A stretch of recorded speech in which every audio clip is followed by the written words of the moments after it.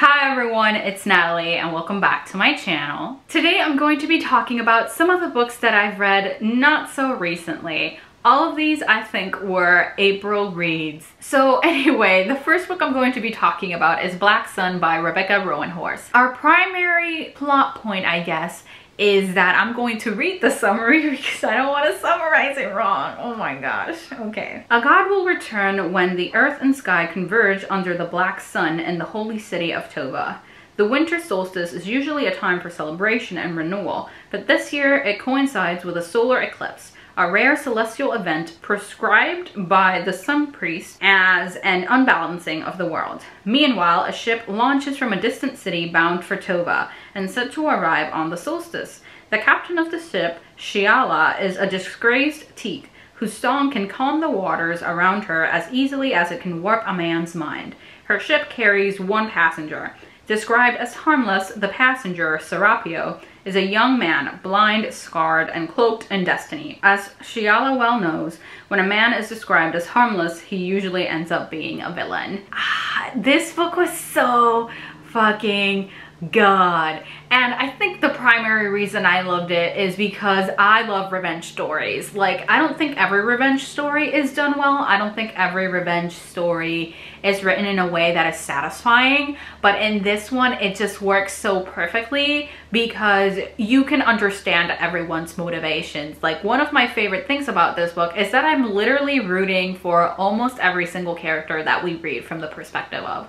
Like, I'm rooting for Shiala, I'm rooting for Serapio, I'm rooting for Narampa. I love all of them and I want all of them to succeed. And the funny thing is that literally Serapio's and Narampa's goals are in opposition to one another, because Serapio is this vessel for a god that is hoping to get revenge on the sun priest, because many years ago there was a massacre in his clan. And so the Crow clan, some more of the religious types, decide to find a way to bring this Crow god into their world in order to get revenge for this massacre. And so Serapio was groomed and raised with the sole belief that his purpose on Earth is to enact this revenge. And so seeing him, the things that he went through as a child, his childhood trauma alone is enough to make me be like, baby, I root for you. Do whatever you want, baby. I don't care. I don't care, Serapio. I'm like, do it, do it. I'm like, kill all them bitches.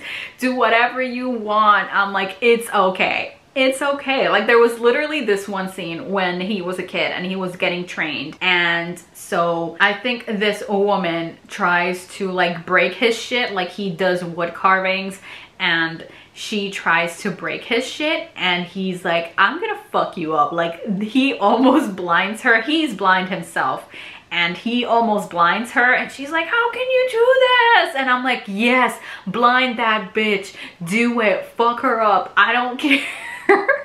Like, I was rooting for him.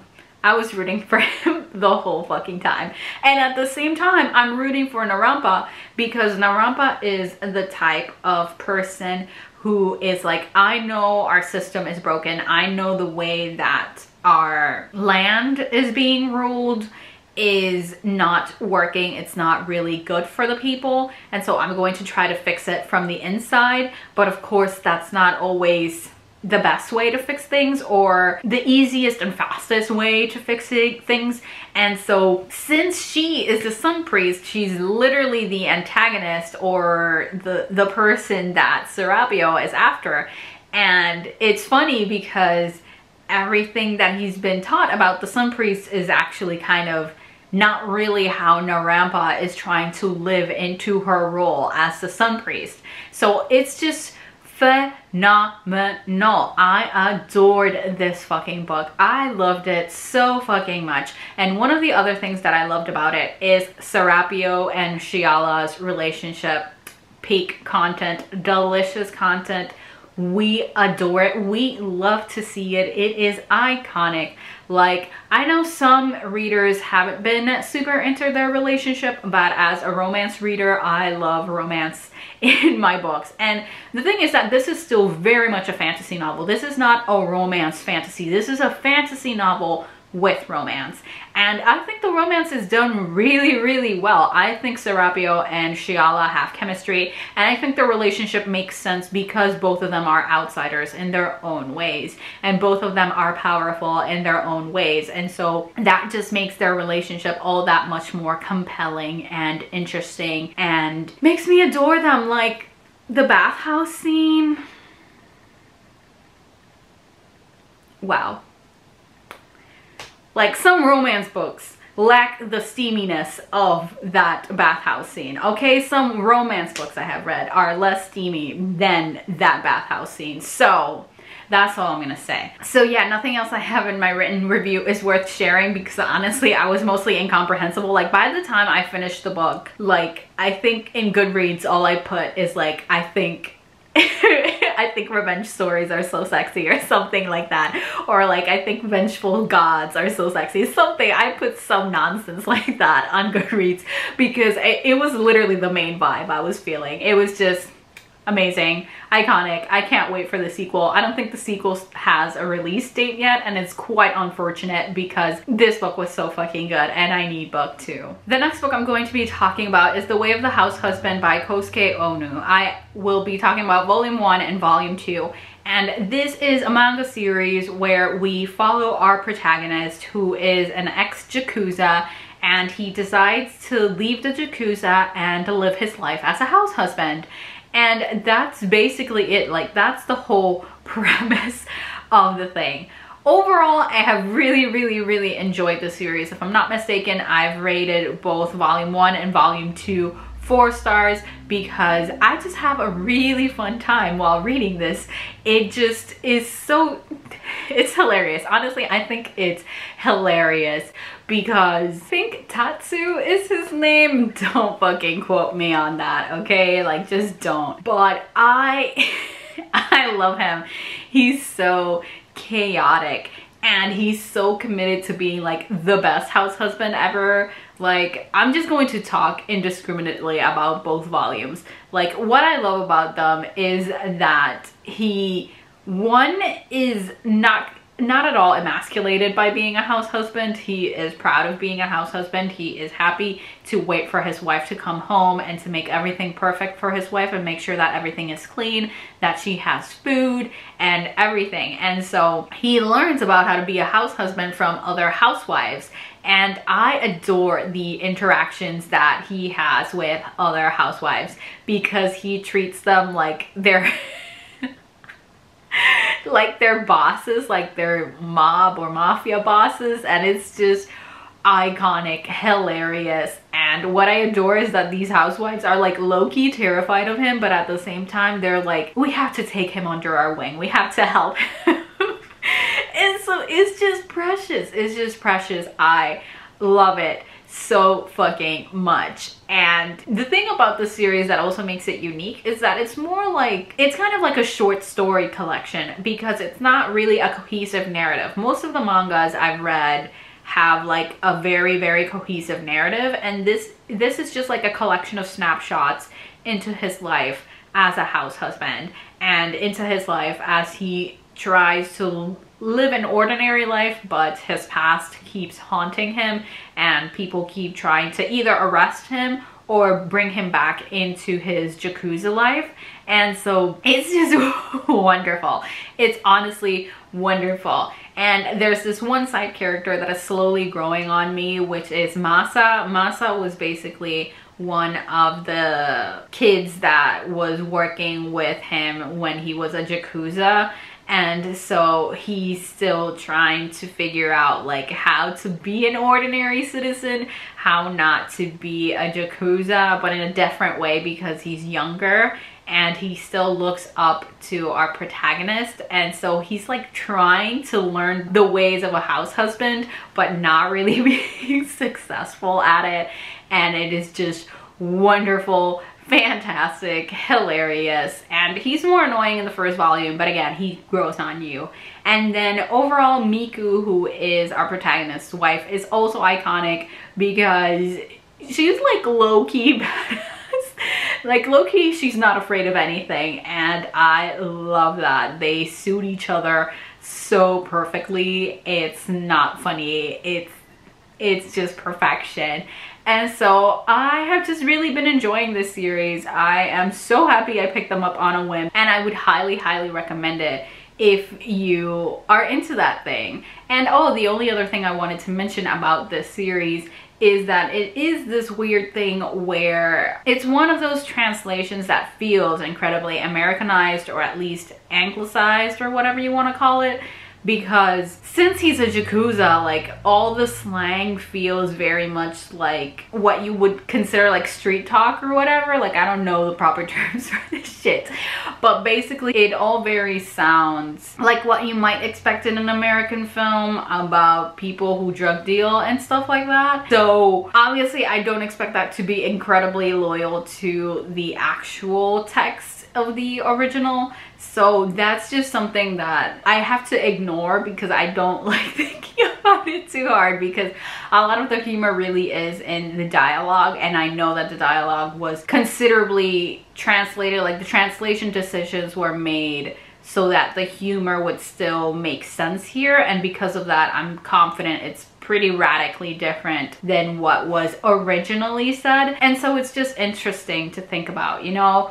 But whatever, I would still recommend picking it up. I really enjoy it. I will continue to very gladly read this series. The next book I'm going to be talking about is Split Tooth by Tanya Tagaq. This is a novel slash poetry collection. It's a hybrid novel, essentially. There's a combination of prose and poetry. It follows the story of a young Inuit woman as she is growing up, as she experiences sexual assault and other traumatic events, and it's really fucking intense. That's what it fucking is, honestly.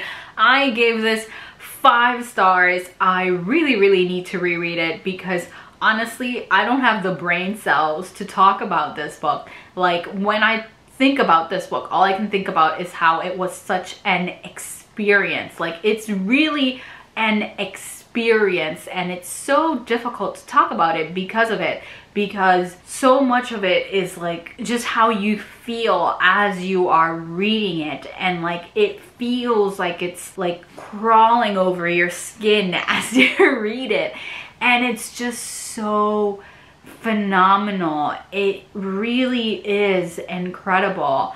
I picked this up as an audiobook, but I also read it physically as I was listening to the audiobook. And the audiobook includes Inuit throat singing because that's what our author is known for. The author of this book is known for that. And so she decided to include that in the audiobook, even though there's no hints of it in the actual physical book. And that just heightened the intensity and the experience of the book because it really added something very like almost creepy and disturbing, only because if you're not familiar with Inuit throat singing, it's very unlike anything that we are used to listening to in like Western media and stuff like that. And so it can be incredibly unsettling, and so that just added to this, and wow. Wow. Like, I know I'm being incomprehensible and probably repeating myself, but it's really because this is such a difficult book to talk about in any reasonable way. And I feel so fancy saying this, but I would be remiss not to mention the fact that part of what makes this reading experience so intense is the fact that our protagonist has very sexual, intimate experiences with a fox spirit that I was not anticipating at all. Like, if you can't handle bestiality, like, just don't pick this up. Like, I know it's much more than just bestiality. Like, the surface level of talking about that in this book is to call it bestiality, but it's really not about that. It's more about the spiritual experience. It's more about the empowerment. It's more about this young woman feeling like she has ownership over her body and what she does with her body. And so again, these are experiences that are incredibly challenging to read about because it's just so beyond anything I have ever read about before and beyond what I was anticipating when I originally picked this up. So I have to mention it, but at the same time I have to be like, it's not just surface level. It's not just like a fetish thing or like a furry thing or whatever the fuck. It's really not that. But wow, I don't know what else to say. I'm going to move on to the next book because I thought I could be more comprehensible. I could speak about this more coherently, but I really fucking can't. So we're just gonna move on, okay? We're just gonna move on. The last book I'm going to be talking about is Future Home of the Living God by Louise Erdrich. This is a dystopian novel in which evolution is going backwards. The first ones impacted by this are animals, and so they begin to struggle to reproduce. But eventually humans begin to struggle with this as well. Primarily women and those who can carry children are struggling to carry these pregnancies to term. And what begins happening is that the government starts collecting women or those who can bear children in order to force them to become pregnant and carry to term these babies, regardless of whether or not the women or the babies will survive this, just to make sure that whichever babies do survive, then they can survive. And so in this book we follow this indigenous woman who is pregnant and is trying to avoid capture from the government. So I rated this book 3 stars. Like, that is a tentative rating for this book because I feel like it is very circumstantial why I was not the biggest fan of this book. The primary reason is because I did not enjoy the audiobook. The audiobook is narrated by the author, and usually that really works for me, but I feel like the narration made the protagonist more insufferable and more frustrating to read from the perspective of. Honestly, I just didn't like the narration of the audiobook, and so that really seriously impacted this reading experience, because when a protagonist sounds like very young-like, even though they're a full-grown adult woman, and they sound very ignorant, but not just ignorant as in more serious topics like ignorant of racism or something, it's ignorant in another way that just makes it annoying for me when that carries through in the tone of voice. So I feel like that is something that unfairly impacted my reading experience. So I'm likely going to be rereading this book eventually just to see if I can connect with it more, because overall I do think this is a very well written novel. I think it's a phenomenally written novel. It just didn't work for me because of the narration, because I really do not see any flaw I can point out about the writing of this book to you. Like, I really can't point out any of them. The only thing I would say, it's so personal, and like one of the reasons why I found our protagonist so infuriating was because of the Christianity elements. This doesn't always affect me when I'm reading, but in this case it really did because of her approach to Christianity. And so you combine me not liking the audiobook narrator with the Christian elements, and this just wasn't working for me at all. Even though I was still compelled by the plot itself, I was still compelled by the narrative. I still wanted to know if she would get captured, if she would make it out, what would end up happening with her at the end of the day. I was still very interested in that. And apart from that, another of the really important parts of this is that part of how this story starts is that she is pregnant and she wants to know if there is any illness or anything else that she should be concerned about that might be inherited. I can't remember the proper word, so I'm just gonna say inherited. And so she wants to finally meet her biological mother, her biological parents. And so she goes to, the words are escaping me right now, but she goes to meet her mother essentially to learn more about this. And so she starts to learn more about her indigenous heritage and all of that. So that's a very important aspect of this story that I think also contributes to why our protagonist is so challenging to read from the perspective of, because of who raised her, you know? So honestly, I don't know what else to say. I feel like I have been all over the place talking about this book, but it's just because of the type of book it is, and so it's definitely a me issue. Like, this got 3 stars because of me, not because of the book. So I would still highly recommend it. I still think it is very much worth reading, but definitely only if you're a very character-driven reader, because this is very much about our protagonist and learning more about her and seeing the world through her eyes. It's not about the plot. It's not really about learning the intricate ways in which this dystopian world is different from our own world, because the world building is dropped very casually, almost not so much as a side note, but as like, this is not what's important about the story. This is not what we should be focusing on. And so because of that, I would recommend this mostly to people who are character-driven readers. I think they will enjoy this. Anyway, that's it for today's video. Thank you all so much for watching. If you enjoyed this video, please don't forget to like, comment, and subscribe. If you would like to follow me on any of my social media, I will have the links to that down below in the description. But for now, see you next time.